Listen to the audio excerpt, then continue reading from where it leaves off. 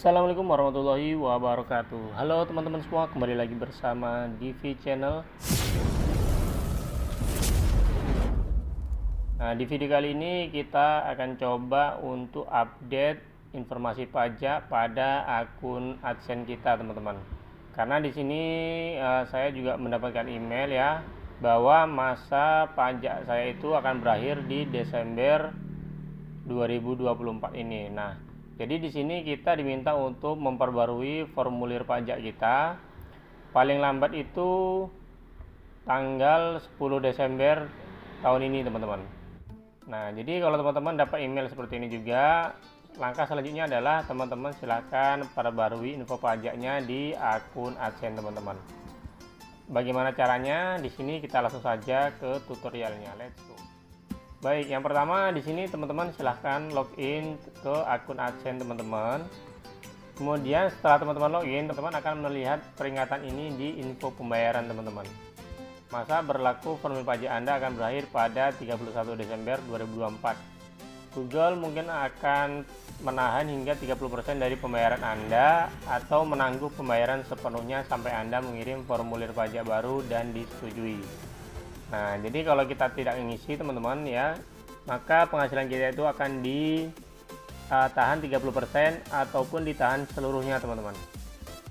Jadi langkahnya adalah kita tinggal kirim formulir baru saja. Caranya teman-teman silahkan klik kirim formulir baru. Jadi di sini saya itu terakhir memperbarui info pajak saya itu di tahun 2021, teman-teman. Nah, sekarang kita akan coba perbarui langsung. Caranya teman-teman klik saja kirim formulir baru. Kemudian di sini pilih mulai formulir baru. Nah, teman-teman bisa baca ini terlebih dahulu ya sebelum memulai. Ya, di sini diperkirakan sekitar 15 sampai 20 menit lah untuk mengisi formulir ini, teman-teman. Pokoknya kalau udah dibaca langsung saja klik mulai formulir. Nah, di sini terbuka tab baru ya, teman-teman. Kita diminta untuk memasukkan password dari akun AdSense kita untuk verifikasi ya bahwa ini benar-benar kita, teman-teman. Jadi silakan diisikan password AdSense-nya.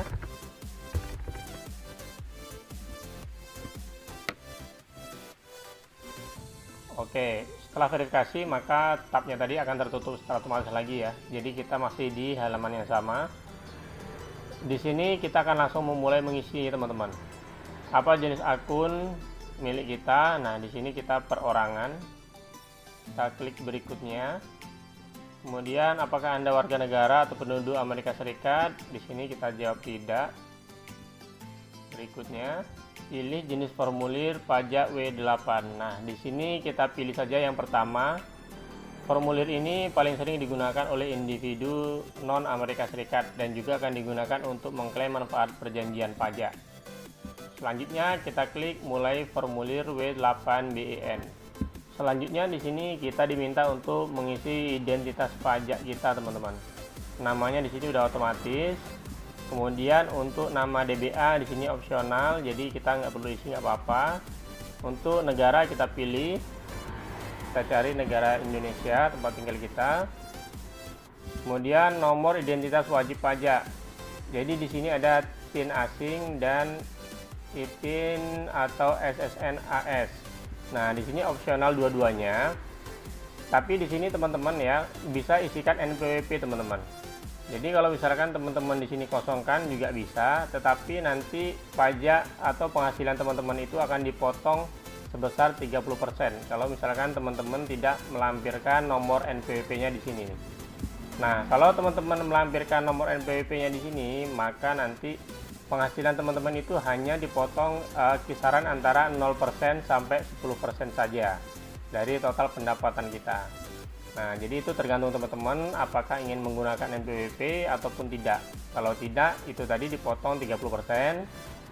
Kalau teman-teman menggunakan NPWP dipotong 0 sampai 10%. Nah, di sini saya menggunakan NPWP.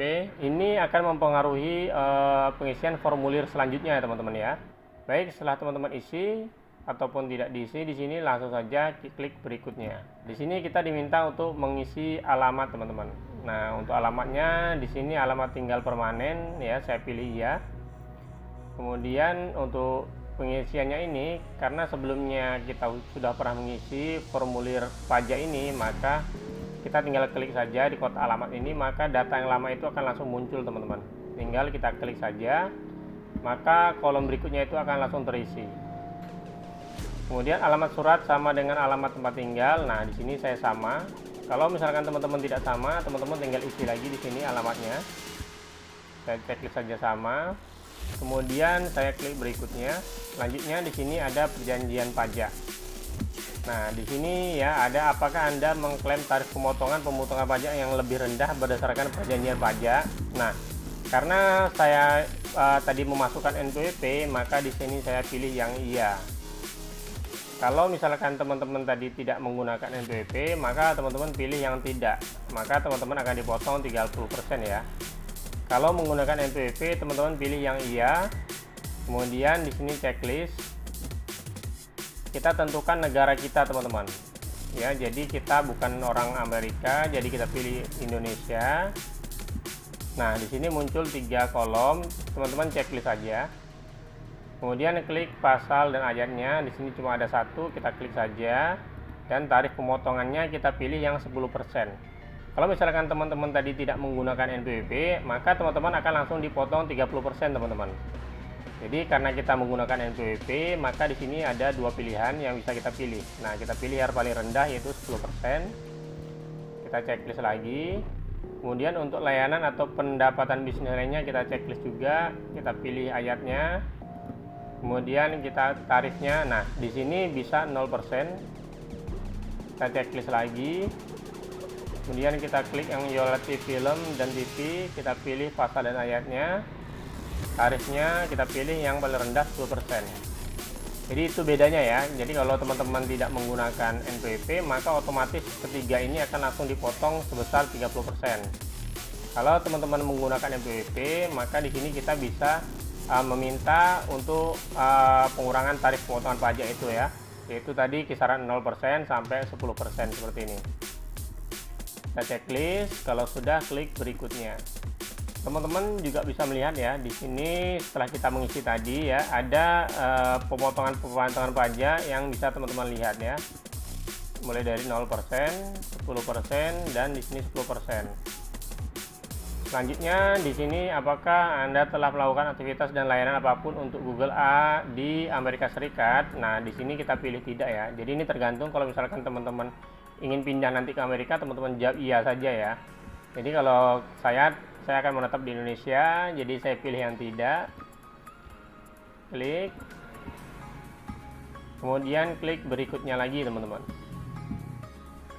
Nah, di sini kita pilih saja yang pertama ini, teman-teman, pengiriman secara elektronik, teman-teman ya. Supaya lebih cepat, kita klik setuju. Kita klik berikutnya. Nah, jadi ini adalah formulir pajak yang sudah kita buat ya, ada 4 poin. Kalau misalkan teman-teman tadi tidak memasukkan NPWP, di sini cuma ada 1 poin saja, teman-teman ya. Karena kita menggunakan NPWP, di sini ada 4. Selanjutnya kita checklist saja. Kemudian klik berikutnya. Kita checklist lagi ya, kita geser ke bawah. Nah, di sini untuk tahun pajaknya itu kita ganti tahun 2024. Untuk deskripsinya ini opsional ya, jadi kita kosongkan saja, teman-teman. Oke, di sini apakah Anda mengkonsumsi bahwa Anda adalah pemilik manfaat yang disebutkan di atas? Ya. Oke, di sini kita langsung kirim saja formulir kita, teman-teman. Karena kita sudah selesai mengisi formulirnya, kita klik kirim.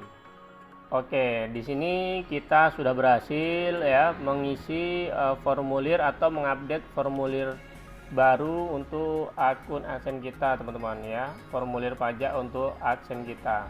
Nah, di sini teman-teman bisa lihat info pajak kita telah diterima. Statusnya disetujui, dikirim tanggal 14 Oktober 2024. Nah, hari ini, teman-teman ya. Jadi saya tanggal 14 Oktober ya. Dan di sini berlaku sampai 27 Desember. Nah, nanti pada tahun 2027 kalau panjang umur, teman-teman akan diminta untuk update formulir pajak ini lagi. Baik, teman-teman, sekian video tutorial kali ini. Semoga bermanfaat. Jangan lupa kalau teman-teman suka dengan tutorial yang saya bikin, silahkan klik like, komen, dan subscribe. See you for next video.